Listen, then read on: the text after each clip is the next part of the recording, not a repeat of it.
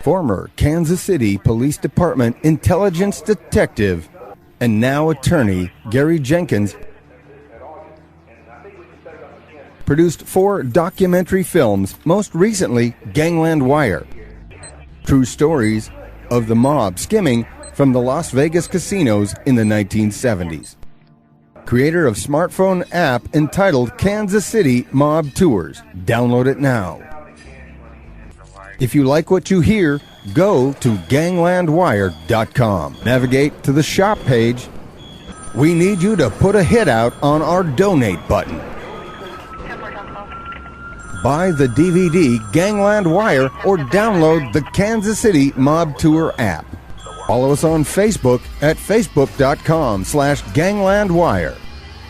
Follow true crime storyteller Gary Jenkins on Twitter at Jenks Law. And now, here's Gary Jenkins. Welcome back, folks, to the second episode of the Teamsters Union and how the Midwest La Cosa Nostra Mafia families achieved so much influence over the Central States Teamster Pension Fund. That's quite a word to say. I'm here in the deep, dark confines of the Big Dumb Fun Show studio with my friend and co-host Aaron. Say hello, Aaron. Hello, Aaron. If you want to hear some really interesting stuff, tune in to the Big Dumb Fun Show. It's live on Monday nights.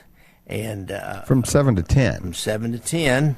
At BigDumbFunShow.com. But if you want to hear something more interesting. Right. Tell them about that, Aaron. That's cool, that TV movie thing. We are recording a riff-style interpretation of feature films. We call it Sarcasm Cinema, where you can download the audio or play it off the online off of BigDumbFunShow.com right now and watch some classic movies, and we make fun of them. We've got Invasion of the Body Snatchers from the 1979 with Donald Sutherland. Going to be releasing Jaws and Sandlot here in the coming week. But cool. More interesting than any of that is true stories, true crime stories. And I want to mention if we need donations to pay for studio time and pay for the hosting and I got some free information requests out there. Just go to my website. And when you get documents from the Star, a lot of times you have to pull really old file documents. Do they do that for free? No. If I go to them, there's some things I spend a lot of time down there to microfilm, but I have to know the exact date. So sometimes I pay to the Star, and sometimes I spend all that time sitting there in front of a microfilm reader. You can't believe how big those newspapers were in the 50s and 60s and 70s. They are huge, and there was 2 a day. So I know about the time frame when I'm looking for articles, but I never know the exact time frame, and those papers were huge. But and I wanted a special thanks to my friend Joe from Florida. You know who you are. You gave me a little extra assistance here in the last 3 weeks. Plus, Joe is my friend. Joe knows some of these people, and Joe is always asking me questions, and he'll straighten me out every once in a while. If on one of my written blog things, I have a written blog. Isn't it accurate enough? He is accurate. He has some first-hand knowledge. He asked me some really interesting questions about the Lazia and Bellagio vacation homes or summer homes out at Lake Lotawana, and I could tell he had been out there when he was a child. So thanks a lot, Joe. I really appreciate it, and I appreciate your support and being my friend in this. And you know what? You should add those to your app. Yeah, I'm got to do that out at Lake Lotawana. I had a call from a guy at Lake Lotawana, and he told me there's 2 of them out there, and one of them was still I believe it's a Bellagio family member still lives in one, and the other one he didn't know who lived in, who was Johnny Lazia's house, and it had like a tunnel you could go, and maybe where the myth about the tunnels got started, he definitely had a tunnel from his basement that would come out right by the lake's edge where he kept his boat. So not necessarily so he could just get to the boat. Yeah, I think just so he could get to his boat. Although those kind of people, they did have there's a Pendergast house. It wasn't Tom Pendergast, of course, or his older brother Jim. was a younger Pendergast, maybe a nephew or something, and niece, and they have a house over in Coleman Highlands. And a friend of mine was thinking about buying it. It was for sale, and they had like built a safe room down there with a generator and a pipe to have air come down in. It was completely closed in. It's probably made like, and maybe it wasn't made to prevent attacks by, it may have been built as a atom bomb shelter. It may have been built as a bomb shelter because it was that tight. But he said it was a Pendergast that lived in that house. He was getting ready to buy it, and somebody swooped in and bought it out from underneath. Bought it out from under him? Yeah, bought it out from under him. Well, what we're talking about here in the continuation of the Central State Teamsters is their pension fund. Right, their pension fund. It was like the mob's bank by the 70s. It was really known unofficially as the Mafia's bank. They made loans, they got money out of it for themselves and made loans to their friends, and how they got money out of it, when they'd influence a loan to their friends, then their friends would have to kick them back part of it under the table. One last thing, I want to mention our favorite around here, our favorite nonprofit, First Call. Make First Call your first call when you have a relative, employee, or friend with addiction problems. Just call 816-361-5900 or go to www.firstcallkc.com.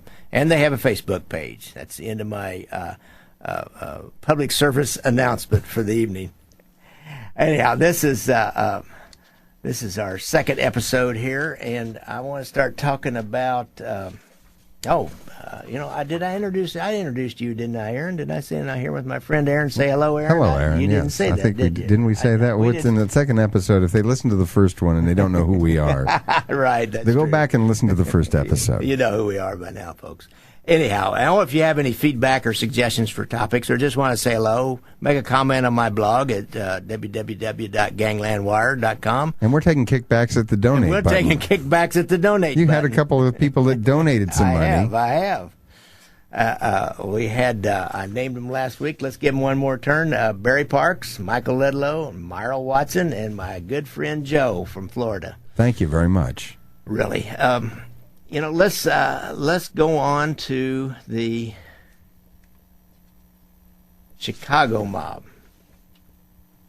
The Chicago mob, of course, is kind of the I had to change my notes around here. I'm sorry, folks, if you heard those papers shuffling. You'd think I could just take all this. Yeah, I'm reading from, we had finished up with an audio quote from the Owsley about the Teamsters and their threats. We're getting back in it. Now, if you want a multi-million-dollar loan, just to offer kickbacks to certain mobsters, and the loan was yours right out of the Central States Teamster Pension Fund. But let's talk about Chicago, and how does Chicago have influence over the Teamsters Union? Because they had a much bigger Teamsters locals than we did in Kansas City, of course, and much more money. That's the headquarters of the International Teamsters Union. Now, in post-World War II, everything came out of World War II. In Chicago, there was a young veteran named Alan Dorfman, and he had returned from combat. And you know what's interesting is, just like Roy Williams, he was a hero. And he'd been awarded a Silver Star, and Roy Williams had been awarded a Silver Star. Now, Dorfman's stepfather was a man named Paul Red Dorfman, and he'd been a longtime Teamsters official who already had ties to the Chicago outfit. And in Chicago, it's always called the outfit. They don't really ever use the Mafia or La Cosa Nostra or anything. They use the outfit. And in 1949, Red Dorfman was one of only a couple of trustees on the Teamsters Pension Fund. It wasn't very big. It was called the Welfare Fund at the time. And he had set up his wife, Rose Dorfman, and his son, after the war, as owners of a Chicago branch office of the Union Casualty. And their job, the Union Casualty Insurance Company, and they were to manage and invest all the Teamsters Pension Fund money. Of course, they were supposed to buy stocks or buy real estate or buy bonds, and that's what we do on the Kansas City Police Pension Fund. We have so much invested in Treasury T-bills or Treasury bonds, which don't pay anything anymore. And now we've got hedge funds, and we've got global funds, and we've got real estate trusts. Do you do any kind of like city or municipal bonds? No, we don't. We can't. Conflict of interest? I'm trying to remember why we can't get tax-free bonds. Probably because we don't have to pay taxes on our money. Yeah. Because when you normally put your money into a pension, it goes straight out of your check to defer the tax. Right. Right. And we don't pay tax. They pay tax on it when they get it. When they get in the it. end. So, and we don't have to pay tax on the money we earn. The pension funds don't. But the pension fund is gathering money from this base of workers, right, and investing all these Teamsters, which are in Chicago, and Cleveland, and Milwaukee, and Kansas City, and Springfield, and Wichita, and all over the Midwest. And each one of these cities has their own pension person who controls the pension fund. Each city pays into the national. Okay. The Midwest. And Paul Dorfman Central was States Teamsters Pension Fund, and Dorfman had gotten the job from his father as the guy who was to invest the money. There was only 2 trustees back then. Now, like we have, I think, 10 trustees on the police pension board, the Central States Teamsters Pension Fund. Maybe have like 15 or so. I don't know exactly how many they had back then. Paul Dorfman was the father, Alan Dorfman the son. Was the son, correct. Yeah, keep me online there. So, and Paul Red Dorfman is... has been corrupt for a long time, and he's already tied in with the Chicago mob. And his son, he kind of drifts out. I think he dies during this time. I didn't really look into him very much. He was not important. But Allen ends up being owned by the Chicago mob. Now, I want you to listen to this little clip of Chicago mob boss Joe Lombardo, or Joy the Clown, who, by the way, is in jail right now out of the family secrets trial for the rest of his life for more than one murder. But he's going to explain about to a casino owner named Morris Schenker about Alan Dorfman's relationship to the Chicago mob. And this tape was probably recorded. It was a bug in Dorfman's office. No, it was a tap on Dorfman's phone at his office about 1976. So go ahead and play that Dorfman threat audio. Alan drives to Chicago. Yeah, you know what I mean when he drives to Chicago. I was sent there to find out what the story is. Should have been off the pot, you know? We either did what we got covered, or we didn't do what we got covered. Because whenever we got covered, all it comes to the people here. So you have to find a way to pay it. Alan's not that type of a guy. But the people got a piece of him. I'm that type of a guy. You know what I mean? You know what I mean? The people that got a piece of Allen are that type of guy. That was Joy the Clown threatening Morris Schenker because Schenker had received a Teamsters loan to buy the Aladdin Hotel, and apparently Mr. Schenker had failed to pay the Chicago mob their kickback through Alan Dorfman. So by 1970s, then that's when this was recorded. Dorfman is influencing who received pension fund loans with the advice and consent of people like Joy the Clown Lombardo and his boss, Joey Doves Iupa. There's 2 other Midwest mob families who owned high-ranking Teamsters officials at this time, and they played in this too. The Cleveland mob owned a guy named Jackie Presser, and the Milwaukee mob owned a guy named Frank Rainey. Now, in regards to the Cleveland mob, first I want to tell you a little story about a failed, kind of go on a side trip here about Alan Dorfman and an operation that happened in Kansas City here.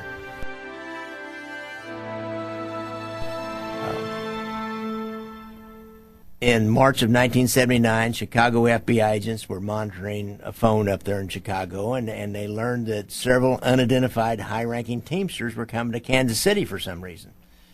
And the more they learned about it, they finally found out there was going to be Alan Dorfman and Joy the Clown, our friend Joy the Clown. So they started monitoring, and Bill Owsley and a couple other agents were told that they were going to be checking into the Crown Center. And they rented an adjoining hotel room to the room that Dorfman and Joy the Clown were going to get. How did they know that the room that they were going to get? Because the hotel... Go to the hotel security. And say we're the police. And yeah, whoever hotel security, just go to them and say, hey, there's 2 guys coming into town. And probably by now, even if they checked in under assumed names, they were on the wire, obviously, up there in Chicago, and so they probably knew who they were. And they used that hotel frequently when they met? No, not really. I think it was just centrally located, and they didn't come really. It was an unusual thing for them to come down there and have a meeting, at least that we know about. Mm-hmm. They may have before, but we didn't have all the wires up before. This is after the strawman case started, and about the casino skimming, and they had wires up all over the place, in Kansas City and Chicago and Cleveland and Milwaukee and Las Vegas, and so they really had them wired up, and they knew a lot about what was going on. So, they basically intercepted a phone conversation that said we're meeting in Kansas City, staying at the Crown Plaza? Crown Center. Crown Center. And whether they exactly said the Crown Center or not, they may have just, said we're coming down, on American Airlines or Braniff or whatever. Mm-hmm. And then you just pick them up when they get off of Braniff because you know who's coming. They weren't flying on Unger? Follow them. Yeah, flying on Unger. What the fuck's a good you? You'll have to see the movie. You'll have to buy the movie and see that. Get that reference. Get that reference. It was a little problem that Tuffy DeLuna and Joe Agosto had with the code of the airline names. They tried to come up with a code on the tap phone of what the airline names was. See, Bob was for Braniff, and Tom was for TWA, and Unger was... And United. What the fuck's a good you, Mr. Unger? Yeah. Anyhow, it was pretty funny. So they learned they were coming down, and they checked into Crown Center, and they had Crown Center security get them the adjoining room. And those rooms many times will open up into a suite, so there's a door in between them. My friend Bill Owsley leaned up against the door and tried to listen, and he noticed if he put his ear directly on the metal door frame, he could hear every word that they were saying inside. Now, some people might accuse him of maybe illegally bugging the room, but I know Bill well enough to know that that's exactly what happened, and probably a more honorable guy you'll never beat. They're listening to see what's going on, and another agent's at the peephole, and pretty soon they see Nick Civella and Pete Tamburello arrive. And Pete Tamburello was kind of a periphery guy, but he was important in that he lived about a block from Nick, and he always drove Nick around. He just died recently. He was like his He was a Tamburello chauffeur for Marty's Barbecue. But where's Marty's Barbecue? Yeah, well, it's closed now. It was up there at Vivian and Antioch was Marty's Barbecue. And then his son had Guy Tamburello had the Cafe Italia for a while up on North Oak. And he died recently. Before the Nick walked into the hotel, so there must have been another car outside kind of keeping a surveillance. Sure. They were While they're leaning up against the door listening. Yeah, well, Bill was inside the room listening, and somebody was peeping out the peephole to see who came in. Uh-huh. And more than likely, here's how these operations work. There's probably a car or two stationed up at Vivian and North Flora. Watch that intersection to see who came out about that time, because they knew there was something going on. There would be somebody down at the trap to see if any movement down there. Mm-hmm. There would be somebody at the law office that they'd go hang out at down about 11th and Oak. Or if they were actually following Nick or somebody, right. Well, Cork, they would go. In a deal like this, you don't follow them. You just have a bunch of cars out there, and you have somebody sitting and if they show up, you say, okay, they just showed up. Pete and Nick just left. Okay. Well, maybe you don't take off and follow them. Maybe there's somebody else a few blocks away that might see them and say, they're headed south. And because they didn't really care where they went. And you couldn't bug their cars. Right. Because they'd find them, or they had. That never worked. For some reason, that never worked. They never bugged. They tried it one time, and for some reason it didn't work, and they never got back to it. I'm not sure. I think they decided they never talked in the cars. Like most of us will tell everything to our friend in our cars, but these guys would never talk in the car because they were afraid they were bugged. Right, and it's like it works as a sound studio, really. In a car. A microphone inside of a car will pick up everything. They're great.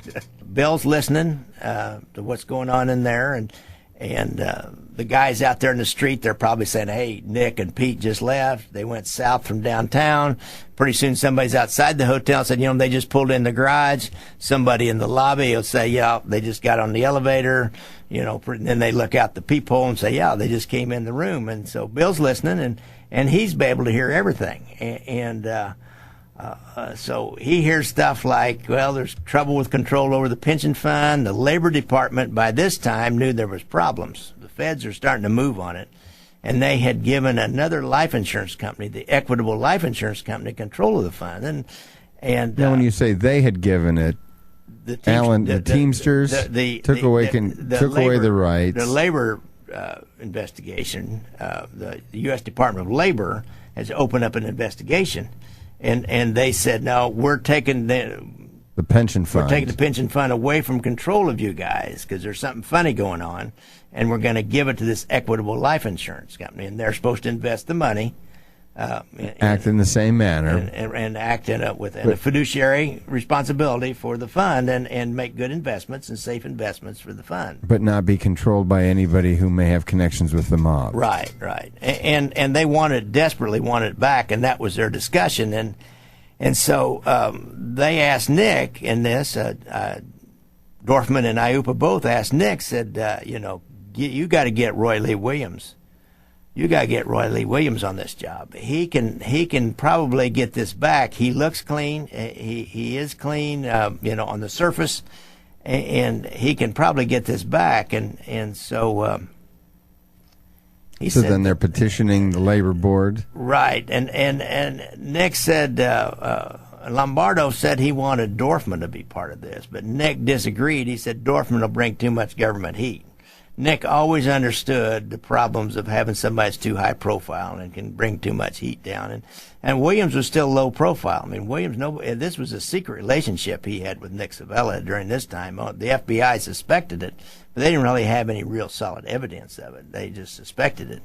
They've only got nothing you could take to court. They've got no direct phone conversations. No, they had nothing. No meetings. This time. They were very, very careful. Nick was very careful to never be seen with Roy Williams if possible, and to not be taped on a telephone. If he had telephone conversations with him, they never got taped. They didn't get taped. They go to payphones and have some secret. Like Roy had a farm down at Leeton, Missouri. Probably would go down there and meet him and things like that. Or they'd send somebody else. But who would they send except like a concierge or somebody of higher level? Well, somebody like Tuffy. It could send Tuffy. Tuffy would just go clean himself off, make sure he wasn't followed, and go down there. That's what you call it, clean himself off? Clean yourself off, yeah. How do you do that? Yourself.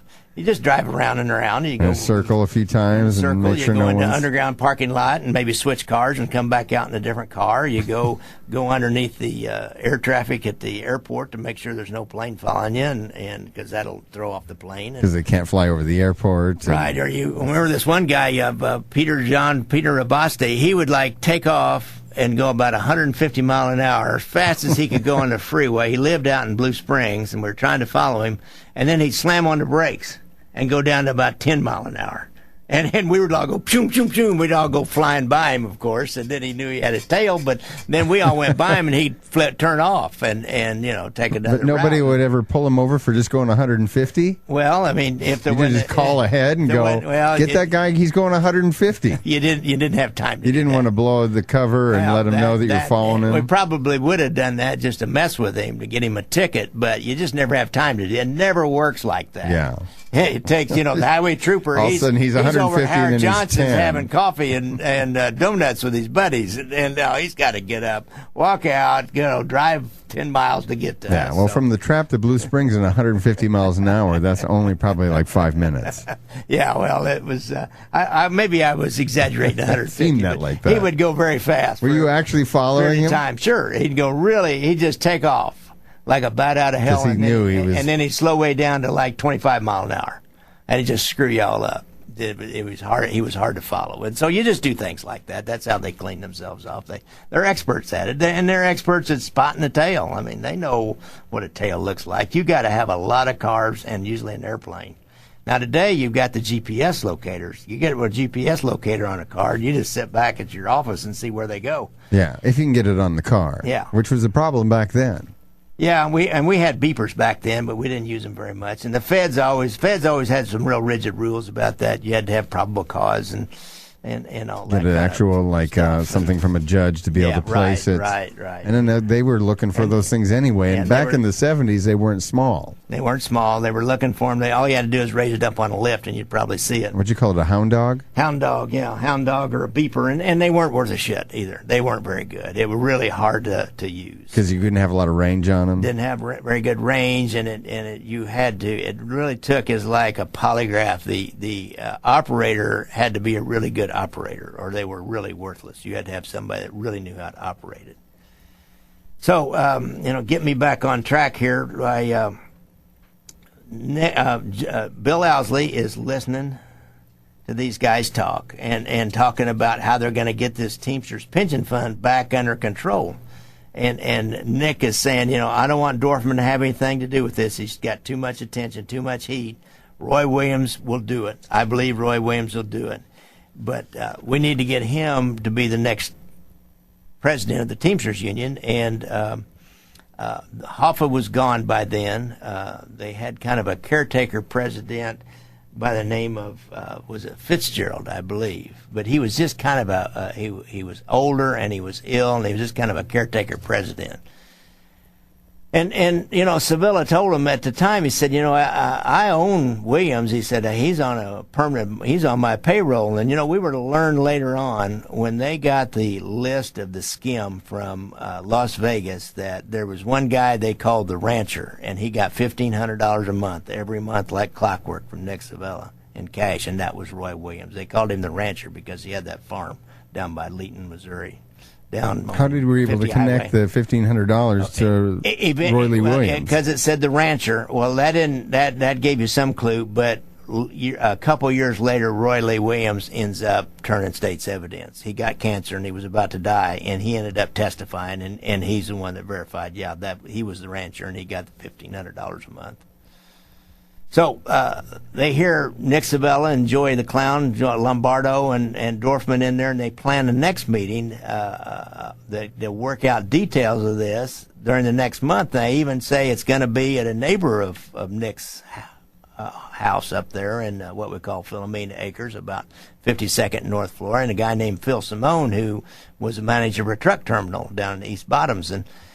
And Nick, he had that other meeting up there at the Josephine Marlowe's. So he had that other meeting at Josephine Marlowe's house, which was in his neighborhood too. He liked doing that because he only had to sneak out and go next door and then go to a house where there was no history. See, to get a wiretap or a bug, you needed a repeated history of meetings at some place, or you had to have really specific information. But the neighbors knew who he was. Sure, they were in on it. They knew. They did whatever. They got their beaks wet. Yeah, exactly. And he could come over to their house and meet. I've heard that term before. Yeah, he took care of them, and plus he just had respect. It's a different culture than what you and I grew up in and what we live in. They like Nick Civella, and he could probably do something for him. You ever watch The Godfather? You do me a favor, I'll do something for you. You do something for me in the end, and same thing. And so we got a lot of people jobs at the Teamsters. Sure, oh yeah, and lots of other things like that. This meeting was less than a month off. So that meant they had to get a court order, and they needed to install listening devices in this house. Now, they had the probable cause because they said specifically they were going to have this meeting at this house, and it was a secret meeting, and they were going to talk about Teamsters business.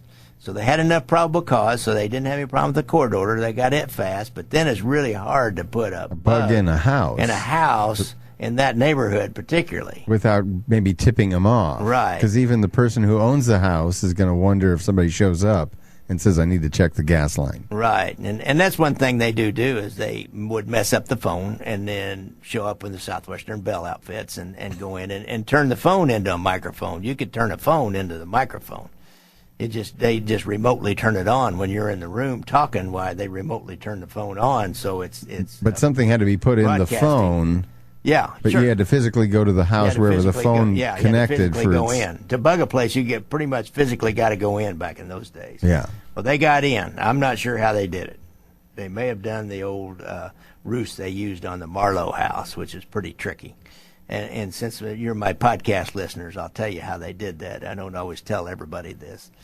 They get a garage door opener. They get the code from the garage door opener, and they figure out when you leave. And about the time you leave, the homeowner leaves, and they know nobody else is in there. They'll have a car just like the homeowner's car, and they'll dress up the driver in some similar kind of outfit. As the homeowner. And then when you leave out of the neighborhood, they'll drive in the neighborhood a few minutes later and open the garage door and drive right in. And then the black bag guys are laying down in the back seat, and then they pop up and they go in and unlock the side entrance or whatever. They get in the house. If you've been watching the news lately, there's these guys that are stealing cars out of garages over in Shawnee, I believe. and they have a way to, you don't even have to get the codes.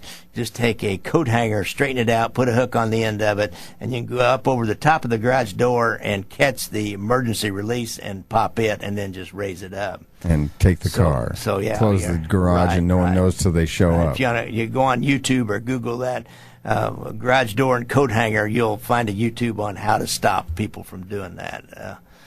So if your garage door opens up into your house, it might not be a bad idea. So there was going to be a secret meeting. At whose house? At Phil Simone's house. That's coming up in a month. Do you have an address for that? I don't. It's just across the street. And I'll tell you the truth. You should add that to the app. I'm not putting any more addresses up there because I had a guy go up there and harass some of the people that live up there. What? Yes. And so I'm not putting any more of those addresses up there in. I took the stuff I had in there. Well, you would think maybe that problem would take care of itself, but you might be the one that gets taken care of. Right. I never thought anybody would go up and actually get out and walk up around the houses and start taking pictures. And this guy, it's like going to Yellowstone and opening your car with the bears around. Right. And he ended up in a confrontation, and I found out about it, it's just I'll respect people's privacy, and so anyhow. Because the same people don't necessarily live there anymore. Well, some of them they do, yes, many of them do. So anyhow, having said all that, it's up in the neighborhood of 52nd and North Florida. You go up there and use your imagination if you want to go up there. There's going to be this secret meeting with Dorfman and Roy Williams and Nick Civella and Joey Lombardo, I believe. Can't remember now if he was there. He should have been there because he was kind of the the Chicago mob's contact directly with the Teamsters, just like Nick Civella. The boss was a contact with the Teamsters here. Up there it was one of the underbosses, Joey Lombardo. But as luck would have it, during this time, bedrooms and bathrooms were off limits to electronic monitoring. You could not put a bug in a bathroom or a bedroom, and unless you had information you could put in the affidavit that would state specifically that this meeting was going to occur in the bedroom or a bathroom, and they didn't have that. They just had that it was going to be meeting in the house. Did these guys know that? I mean, did they have attorneys that understood the statutes enough that they go, I think they can't bug your bedroom or your bathroom? I think they did because they got to Phil Simone's house and they went into the bedroom for a discussion, and so they got no recordings of this meeting.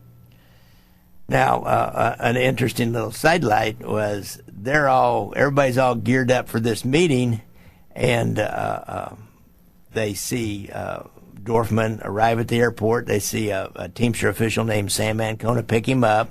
They know he's headed down to Phil Simone's house. They know where he's going to.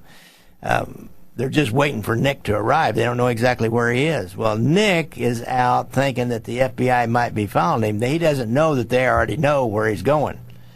So he goes down to his lawyer's office at 11th and Oak, the James Patrick Quinn and People's office, and he goes in the front door, and then a friend of mine's working in the intelligence unit at the time just happened to be driving up he's driving across 12th Street, and he looks up and he sees Nick Civella going into the law office. No, he sees him darting out the back door and running across the alley through a parking lot to get over to McGee. So Bobby quickly stops and backs up and goes up the alley and comes back out on McGee, and he sees Nick Civella jump in one of his underlings' cars. I think it was Benny Palmiteri's car, jumps in his car, lays down, and the guy takes off like a bat out of hell up north. So Bobby doesn't know what's going on. He doesn't know this other is already set, and they're just waiting for him to arrive. So he's frantically getting on the radio trying to get back to this before cell phones and all that. Yeah. We don't have radio communication with the Bureau that day, and so he gets on the radio and then called back to our office, and the sergeant then calls over to the FBI, and pretty soon Sergeant Wisher, our sergeant, calls back on the radio and tells Bobby, said, just forget that. It's okay. Just back off. Because they knew where he was going, and they didn't want him following him up there. So just a little sidelight of... But the good thing was, once they did that, then they knew that once he thought he was clean, then he was going to head towards the meeting at Simone's. And he did go up there. Now, they didn't have that, and we're going to end up here with a Dorfman tape, and this is a microphone in Dorfman's office, and it's Dorfman and a guy named Tony Spilatro, who was played by Joe Pesci character in Casino, if you remember that. Was that a realistic portrayal? Yeah, kind of. Yeah, he probably was a little bit over the top, but kind of realistic portrayal. So, and he certainly looked like him. So anyhow, Dorfman and Spilatro are talking about this trip to Kansas City, and see, they didn't get to record the meeting, but they did. They were able to fill in with the blanks with this. So play this, and I'm going to tell you what it said. I just want you to get a little hear the actual recording. Hear the actual recording. It's really hard to hear. This is that lean-in moment. This is the lean-in moment. Okay. Now, what happened between you, Roy, and Nick? We had a very good meeting. Okay. Roy agreed with everything. That I got to give him a whole list written out as to procedures to be followed. So he said, what he said was, what happened between you and Roy and Nick, said, we had a good meeting. He said, you heard that, Roy agreed with everything. And then following up, he said, fact is, I got to give him a whole list. It's written out of the procedures to be followed. Now, what he was talking about was, here's how you get around the pension fund restrictions. And here's how you start making loans again. Dorfman figured out how to do it, and then Roy Williams was supposed to. So they had. Because really, what we're talking about is the Teamsters pension fund being controlled by a third-party entity they had no control over. Right. So Roy's moving back in, and Dorfman's figured out a way to do it. And Roy Williams is agreeing to put these steps into motion. He said, fact is, I got to give him a whole list of all written out of procedures to be followed, so he can start moving in and running the pension fund, because he's going to be the new Teamsters president. So let's stop there, and we're just going to make this a three episode tape, and that's the end of session 2. That's the end of except session for the 2. fact that you have to give a plug for Gangland Wire, which the website, ganglandwire.com. But have you seen the movie, the documentary, Gangland Wire? In the documentary, I have a lot of these audio tapes because I got them all from the FBI, and you have the advantage of having closed or having captions so you can read along with what they're saying. Now, a lot of times it's difficult to see or say what they're saying. Hear what they're saying. Hear what they're saying. It's difficult to hear what they're saying, but it's understandable. Yeah, it makes more sense. Right. Now, make a donation to help us keep this going, pay for hosting the podcast and our studio time and Freedom of Information request, our Freedom of Information Act request. And a $25 donation will get you a Gangland Wire t-shirt, and you will be the envy of all your friends. So, happy trails, folks. Until we meet again. Say goodnight, Aaron. Good night, Aaron.